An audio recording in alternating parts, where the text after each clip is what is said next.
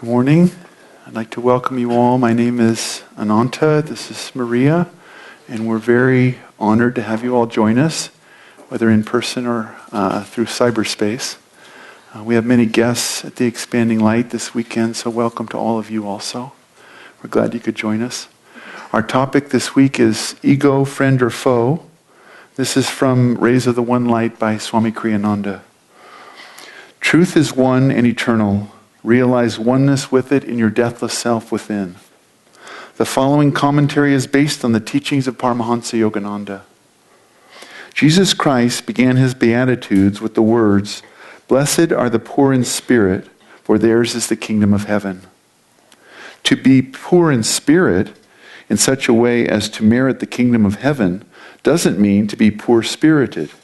Rather, it means to see oneself as owning nothing, since all belongs to God, for all is a manifestation of his consciousness. St. John of the Cross wrote, "If you would own everything, seek to own nothing. That which the ego relinquishes, offering it up to soul consciousness, is reclaimed forever in cosmic consciousness. Nothing is ever lost." Paramahansa Yogananda tells the story in Autobiography of a Yogi of a levitating saint, Baduri Mahashai. "Master," said a disciple of this saint once, ardently, "you are wonderful. You have renounced riches and comforts to seek God and to teach us wisdom." It was well known that Baduri Mahashai had forsaken great family wealth in his early childhood when single-mindedly he entered the yogic path.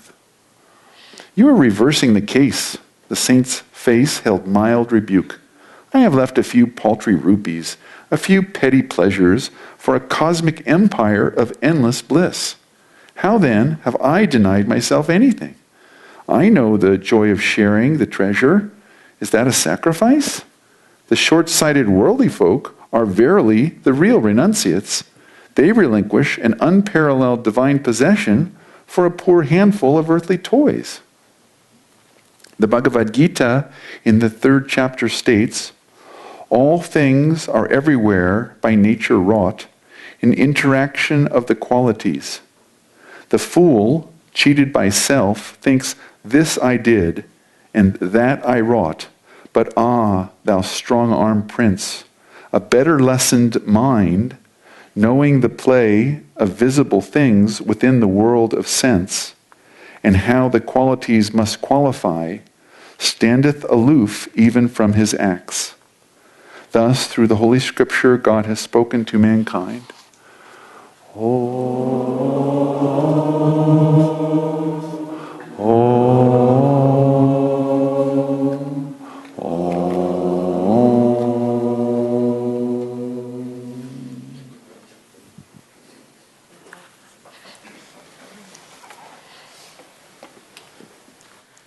Good morning, everybody. I'd like to read from Yogananda's Whispers from Eternity. And this is entitled, "Spiritualize All Our Thoughts and Ambitions." O infinite alchemist, spiritualize our weaknesses into strength, and our wrong thoughts into right thoughts.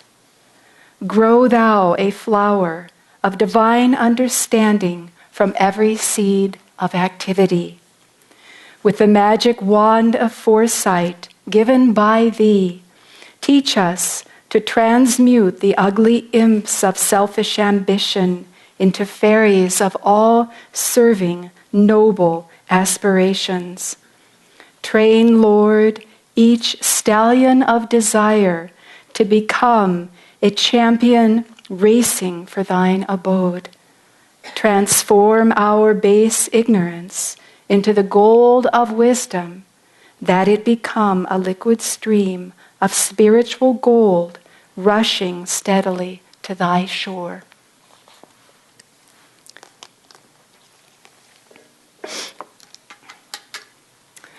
Our topic this morning is ego, friend or foe. It's a great topic, relevant to everyone. at whatever point we are on the spiritual path. Yogananda talked about the consciousness of the Creator manifest in His creation in this way. He said, God sleeps in the minerals. God dreams in the plants, stirs in the animals, and becomes awakened in the human incarnation, in a human being, eventually expressing that illuminated conscious state, that God-conscious state. Well, the human incarnation, while we might not always think it so, is a great blessing. Whatever comes to us, it's all in the guise of deep spiritual blessing, and it's really to be treasured because it's as a human being that we have the choice. We are conscious of being a living conscious being, and we have the choice to accelerate in cooperation with God our evolution, or we have the opportunity to enjoy His dream for dream's sake and experience that until we at some point get bored or just tired of it. Many of you who have had perhaps the experience of gardening on whatever level, you'll recognize this phenomena of when you are weeding, how oftentimes the weed will look exactly like what you are trying to grow. And if you can imagine a field of such weeds looking exactly like what you are trying to grow, and you send out a person perhaps with an untrained eye, it's very confusing. It's confusing to me sometimes until you really get in there. And you send out such an individual and they mistakenly weed out that very thing you have seeded. Well, the ego is very much like this. The ego masquerades. It's a fantastic masquerader. It masquerades as the soul. That's really its whole purpose, because its very livelihood, its very existence is dependent on its ability to fool us into thinking that it is real, that our ego is real, that that's our reality, and that that is the only reality. There is no other reality other than me. And Yogananda, he talks about this progression of consciousness, and that takes us further and further into Maya. And he says and so he highlights these stages as mind, intellect, ego, and feeling. And he uses the image of a horse, and he says if you've got a mirror placed there and you're looking at that reflection of the horse in the mirror, that's the mind. That's what the mind perceives through information that is fed to it via the senses. And then the intellect steps in and qualifies that and says, this is a horse. And then the ego, he says, steps in. And the ego says, this is my horse. You can see the increasing commitment of energy here to this seeming reality, the horse. And then feeling steps in. And this is what really engages and confines the ego. And feeling comes in and says, I am so happy to see my horse. I want to be with my horse all the time. I want to just play in this life and have fun with my horse and my animals and my friends and my job and travel, and on and on and on it goes. And it's so alluring.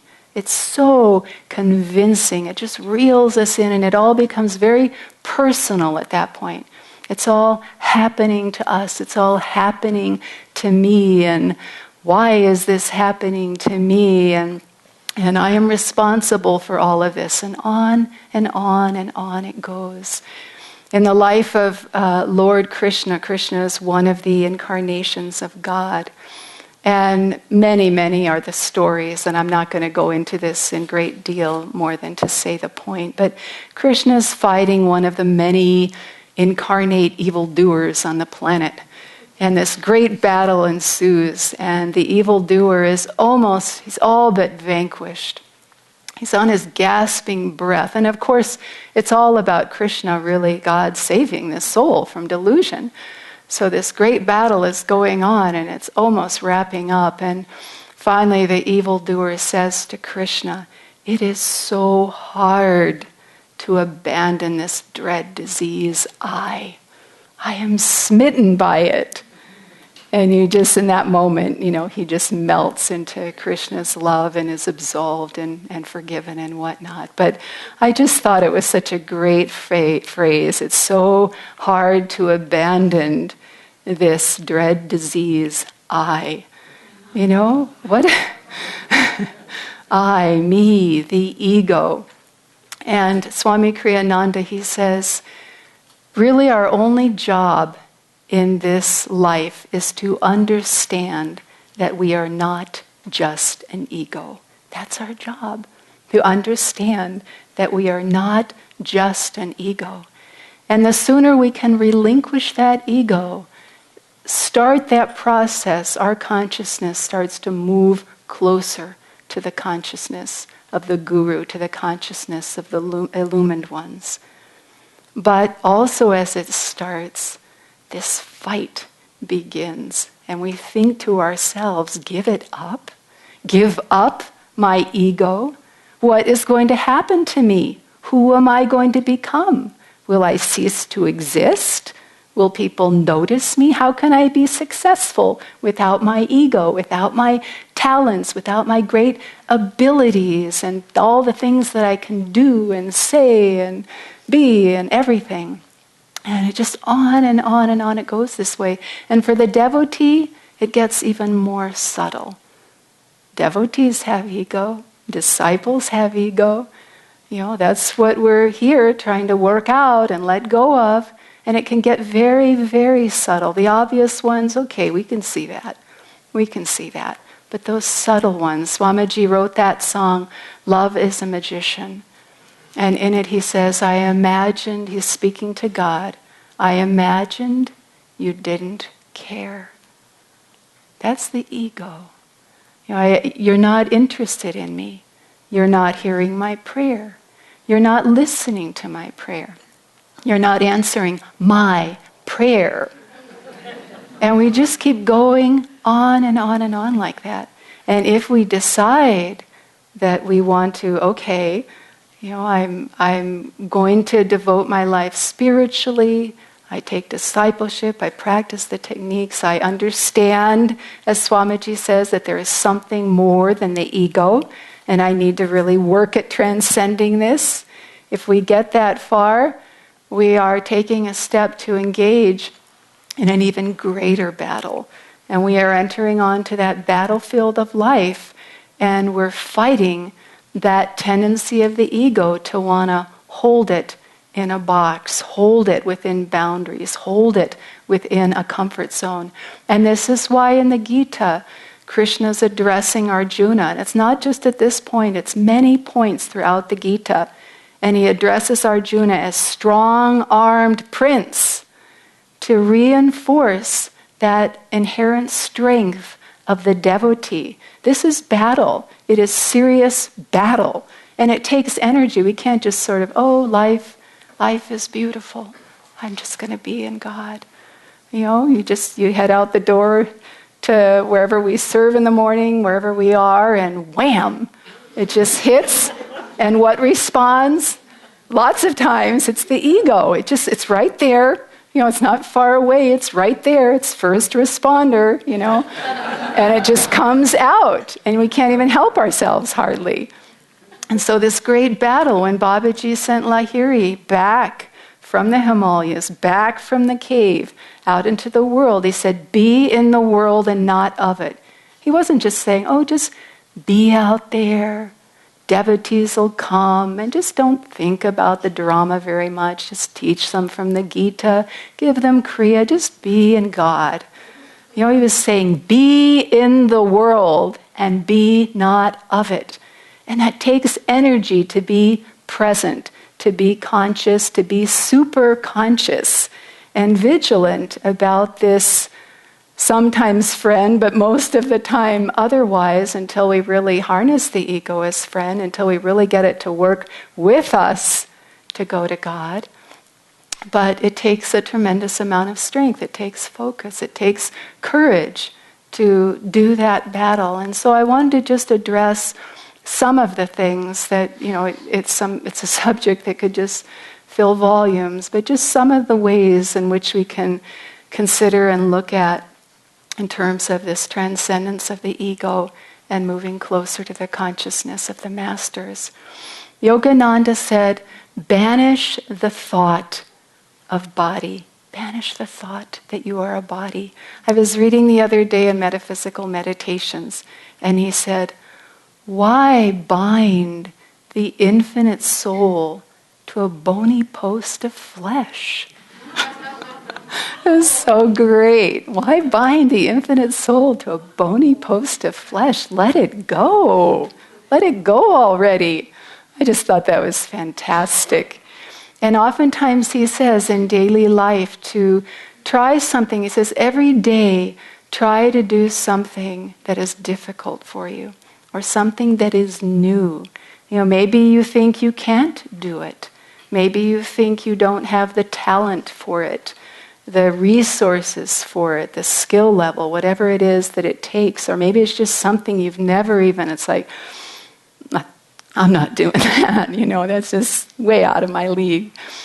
And but to just try and take on something like that, because it starts to break those walls of self-definition, and that wall starts to crumble. Every time we can take a step to push through it, to push beyond it, to do something that we don't equate normally on a daily basis with ourselves. This is why he said he encouraged us so much every day to frequent the poem Samadhi. Because when we get centered in the ego, it's very hard to consider a reality without it. I mean, we can talk about this, and I can talk about it, we can read about it, we can listen to Swamiji, the Master, talk about it. But to consider a world without egos, to consider a consciousness, a space without ego, it's challenging to access that. And so he says, read my poem Samadhi, because we read about and we familiarize ourselves, if in word, if nothing else, with a reality that we know must be real because the masters say it's real, even if we can't imagine it. But if we can frequent that, it's just bathing in that consciousness and starting to, maybe we just use our imagination, but we start to consider the realm of possibility outside of the ego. And Swamiji tells a story when he first came to the ashram with Yogananda, and pretty much early on, right then, Yogananda put him in charge of the monks. This wasn't an easy step for him. He was younger than almost all of them. And his birth name was Donald. Yogananda pretty much from the start practically called him Walter. And one day, after he was put in charge of the monks, he asked Yogananda, well, what should I go by? Donald, Walter? And Yogananda said, they should call you Reverend Walter. This wasn't at all, I mean, he never would have brought the subject up if it had occurred to him that this could be an answer. He didn't at all want to be called Reverend Walter. And, there it was.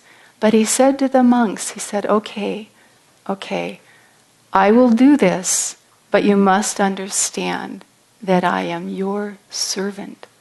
I am not your teacher. I am not your guru. I am not, here to tell you what to do for my, for power's sake. I am here as your servant.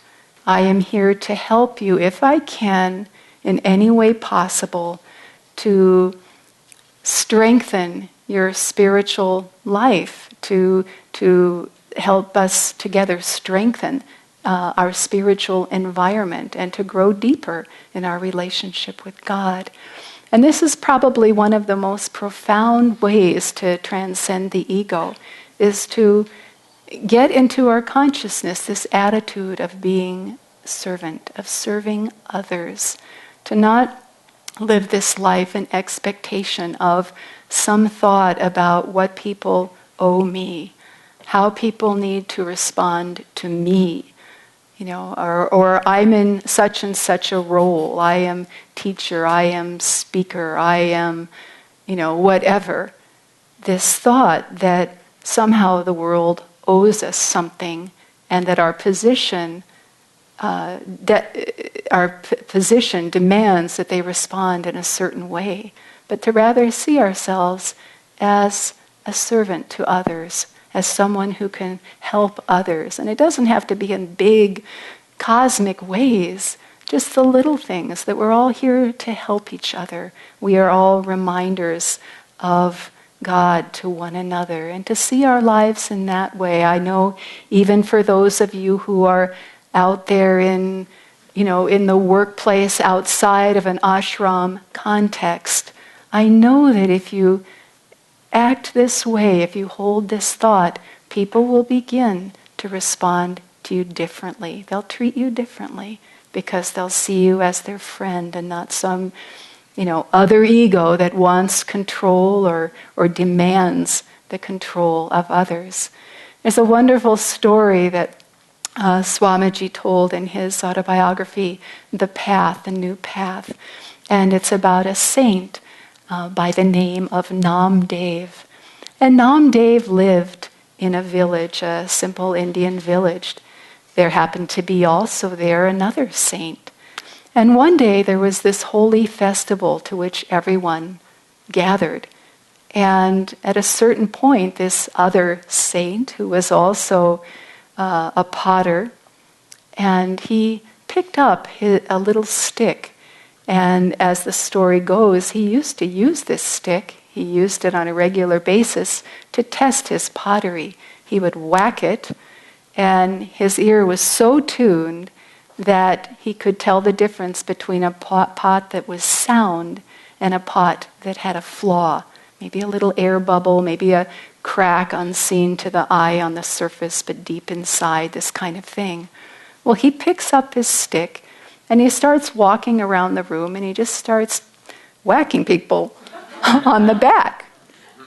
And he gets to Namdev without any hesitation.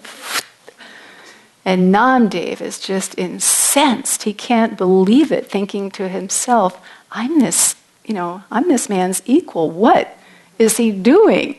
And he shouts out in objection. All his devotees are there too, his followers. And the other saint, the potter, says, it seems there's a crack in this pot. And Namdev is totally embarrassed at this point. He's a saint, but he still has some ego. He is so embarrassed. Everyone heard it.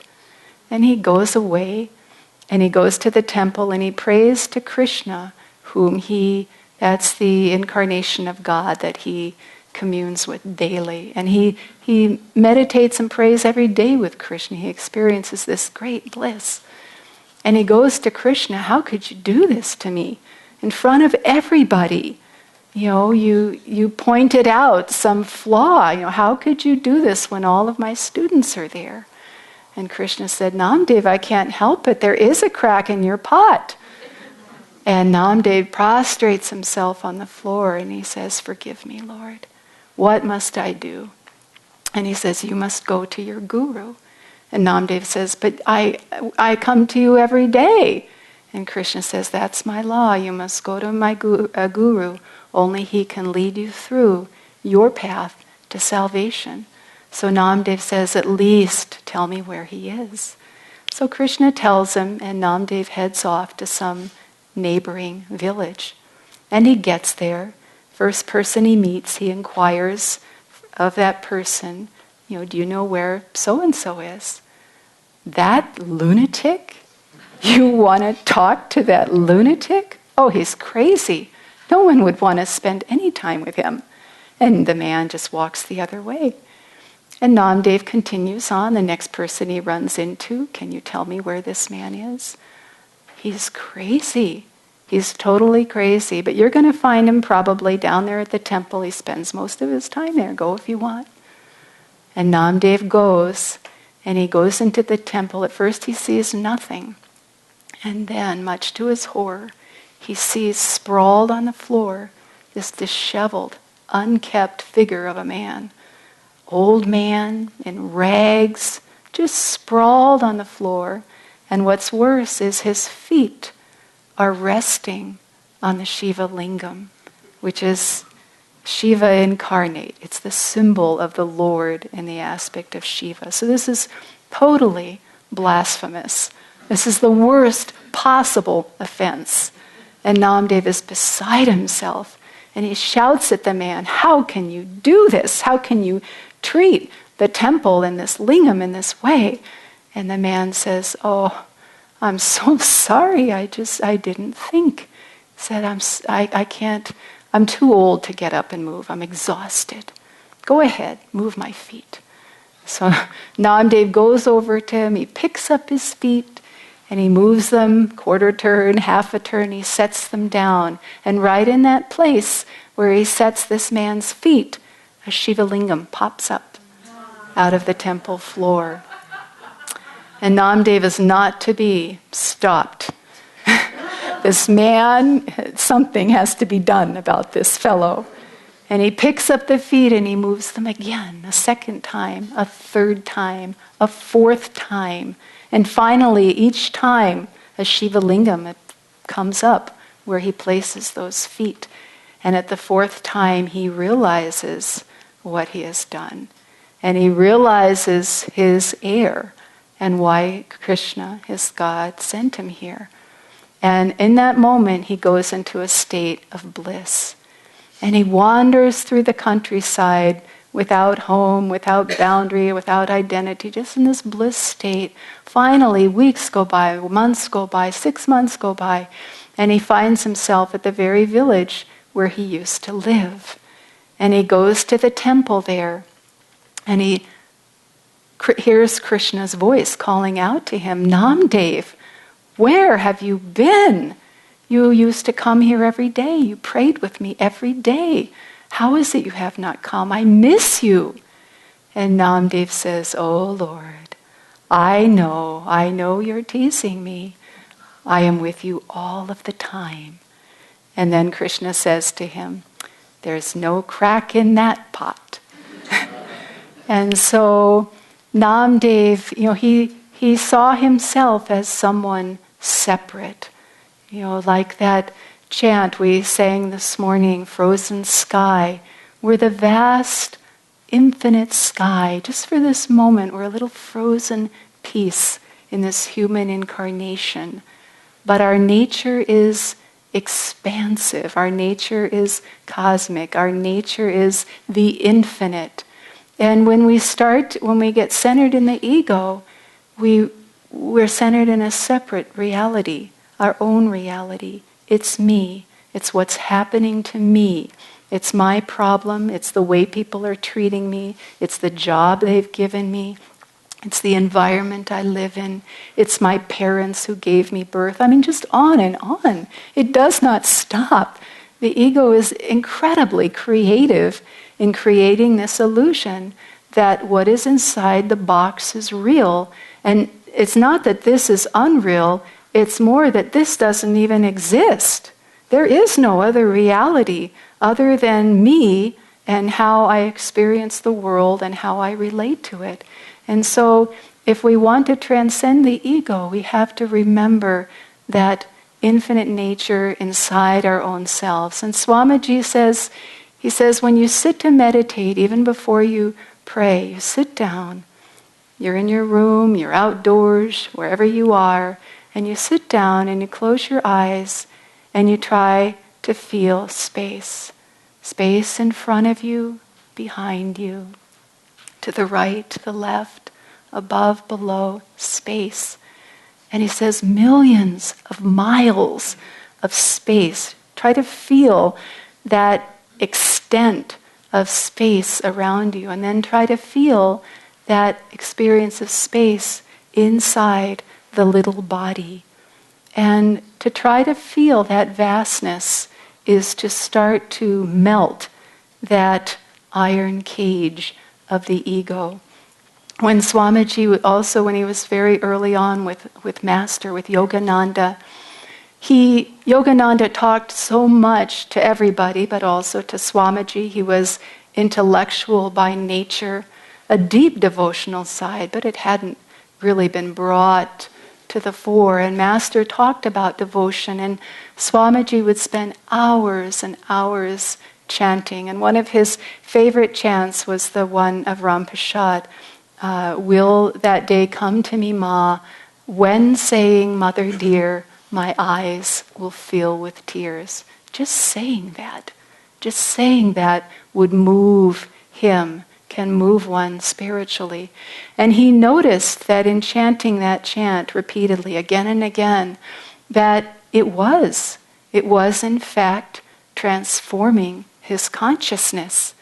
But he said, I began to think that perhaps I deserved some self-congratulation for becoming so devotional. And he said, right about that time, one of the monks repeated something that Yogananda said in conversation with a grouping of them. Evidently, Walter, Swami Kriyananda, wasn't there. But Master said, look how much I've changed, Walter. And Swamiji knew, it was that reminder that it's God's grace through the Guru that changes us, that helps us to transcend the ego. The ego can't, as an ego, we can't transcend it. We're smitten by it. We're steeped in it. This dread disease of the ego. And but it's through that grace of God, that grace of the Guru, that something can really take place here, that we can really be changed. And so in meditation, to explore that vastness, that expanded reality within your own self, and to know that when we meditate through our practices, what's really happening is that we're becoming the true individual that we are, the true unique expression of God that we are. We think it's this ego, but because the ego is masquerading as the soul and doing such a fantastic job. But in meditation, we experience the soul, the reality of the soul, the nature of the soul. And there we are unique, we are individual in that way as an expression of the divine. And we grow into that and we come to know that reality when we meditate. I'd like to just close with Yogananda's words. It was a rhymed couplet that he wrote, and he said, when this I shall die, then will I know who am I. Thank you.